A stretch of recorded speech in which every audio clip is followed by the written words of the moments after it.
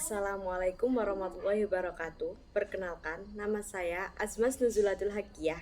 Saya mahasiswi UIN Salatiga dari Fakultas Dakwah Prodi Komunikasi dan Penyiaran Islam kelas 1C. Izinkan saya menyampaikan materi tentang Birrul Walidain dan Birrul Aulad. Sebelum saya membaca buku ini, saya cuma mengetahui tentang Birrul Walidain. Umat Islam sering mendengar konsep Birrul Walidain atau berbakti kepada kedua orang tua.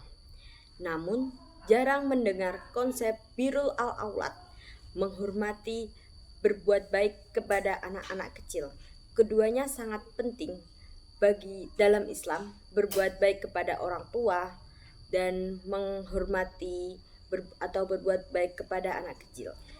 Ada sebuah hadis dari Zarbi, dia berkata, "Aku mendengar Anas bin Malik menuturkan seorang tua hendak menemui Rasulullah SAW. Lalu ketika itu sekelompok orang tidak segera memberi kesempatan membuka jalan baginya untuk menghadap Rasul. Lalu Rasul pun bersabda, tidak termasuk golongan umatku mereka yang tua tidak menyayangi yang muda dan mereka yang muda tidak menghormati yang tua." Sunan At-Tirmidzi. Ajaran Birrul Walidain bagian dari akhlak karimah. Ia bersifat terbuka dan disesuaikan dengan kebiasaan setempat, logika umum masyarakat, dengan tetap mengacu kepada kedua orang tua, dengan memperhatikan tempat yang berbeda, usia, kelas sosial, pendidikan, jenis kelamin, juga bagian dari Birrul Walidain. Al-Quran secara umum meminta umat Islam untuk memberikan yang terbaik bagi kedua orang tua, tidak membuat mereka tersinggung, tidak membentak, tetap bertutur kata baik dengan penuh kasih sayang dan selalu memanjatkan doa untuk mereka.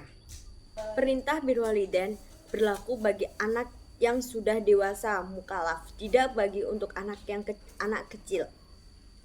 Dan salah bagi orang tua yang menyalahkan, membentak atau menghukum dengan kekerasan kepada anak kecil yang karena dianggap tidak berbakti kepadanya.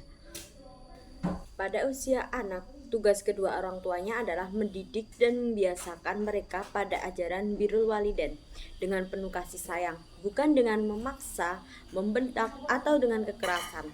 Anak kecil yang bersalah tidaklah berdosa karena belum terkena perintah agama atau taklif, sementara kedua orang tua yang membentak dan melakukan kekerasan sudah terkena taklif dan melanggar ajaran kasih sayang terhadap anak.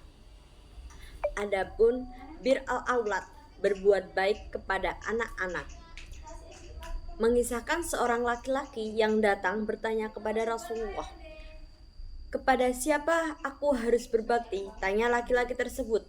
"Kepada kedua orang tuamu," jawab Nabi Muhammad SAW. "Aku sudah tidak punya kedua orang tua," kata laki-laki tersebut. "Kalau begitu, berbaktilah kepada anak-anakmu sebagaimana kedua orang tuamu memiliki hak atasmu, begitupun anak-anakmu," jawab Nabi SAW. Semoga Allah SWT merahmati orang yang menolong anaknya bisa berbakti kepadanya, tambah Nabi Muhammad SAW. Adapun Birrul Aulad, berbuat baik kepada anak-anak, mengisahkan seorang laki-laki yang datang bertanya kepada Rasulullah, "Kepada siapa aku harus berbakti?" Tanya laki-laki tersebut. "Kepada kedua orang tuamu," jawab Nabi Muhammad SAW. "Aku sudah tidak punya kedua orang tua," kata laki-laki tersebut. "Kalau begitu, berbaktilah kepada anak-anakmu sebagaimana kedua orang tuamu memiliki hak atasmu, begitupun anak-anakmu," jawab Nabi SAW. Semoga Allah SWT merahmati orang yang menolong anaknya bisa berbakti kepadanya, tambah Nabi Muhammad SAW. Menolong di sini, kata Imam Al-Ghazali, adalah mendidik sang anak dengan teladan baik sehingga dia tidak durhaka tetapi berbuat baik dan berbakti kepada kedua orang tuanya. Ada sebuah hadis dari Ibnu Umar yang artinya, berkata Rasulullah SAW bersabda, "Berbaktilah kepada orang tua kalian agar anak-anak kalian juga berbakti kepada kalian. Jagalah kesucian diri kalian sebagaimana para perempuan juga menjaga kesucian diri mereka. Al-Mu'jam Al-Awsat li Al-Tabarani.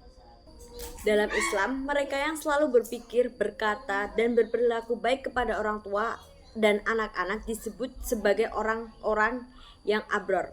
Semoga kita semua menjadi orang yang abror kepada kedua orang tua dan kepada anak-anak kita. Amin ya rabbal alamin. Cukup sekian sedikit materi dari saya. Semoga bermanfaat. Wassalamualaikum warahmatullahi wabarakatuh.